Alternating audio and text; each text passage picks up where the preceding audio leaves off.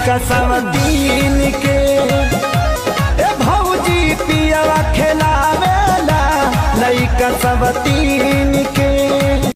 बाबे फुलाई सरसों देखी निकाले बरसों पूरे टोला के बबलिया हो